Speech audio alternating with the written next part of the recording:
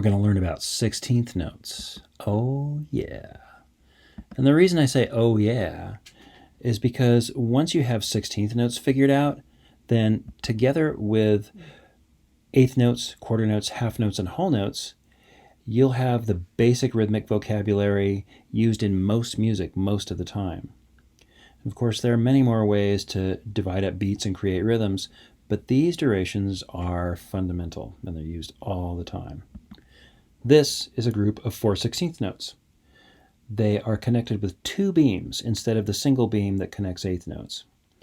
When 16th notes stand by themselves, they have 2 flags, but they're still 16th notes. These 2 rhythms are the same. Look at how 16th notes fit in a quarter note beat. We have a measure here of 4/4 time. So there are 4 beats in a measure, and a quarter note gets 1 beat. You can see that the first note of every 16th note group falls on the beat. So when we speak or chant 16th note rhythms, the first note in each group gets the count of whatever beat we're on. The traditional way that most musicians say the rest of the notes in the 16th note groups is with the syllables E, and So we would say 1 E and 2 E and 3 E and 4 E and. Now I'm going to perform this measure by playing the quarter notes with a finger snap and by speaking the 16th notes. And try to say the 16th notes with me. So I'm going to count us in.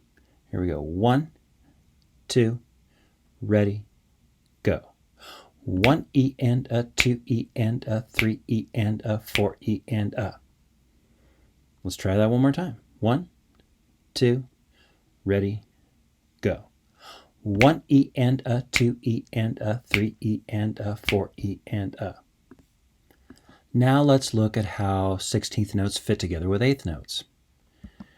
So the first 16th note of each group falls on the beat as before. And when we have a quarter note beat, of course we count eighth notes as 1 and 2 and 3 and 4 and. Well, the third 16th note in each group is called and. That's because the third 16th note always lines up with the second eighth note of the beat.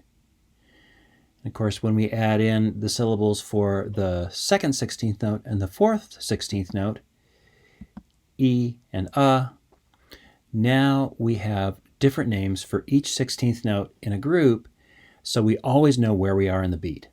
And that's really important. So now I'm going to perform this measure.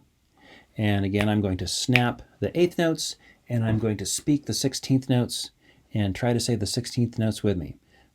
1, 2, ready, go. 1 E and 2 E and 3 E and 4 E and. One more time. 1, 2, ready, go. 1 E and 2 E and 3 E and 4 E and. The 16th note has the shortest duration of our 5 basic rhythm values. Now that you know how they work, by practicing them and combining them into different patterns, you can create all kinds of cool rhythms. And of course, once we start bringing rests into the mix, things get really crazy.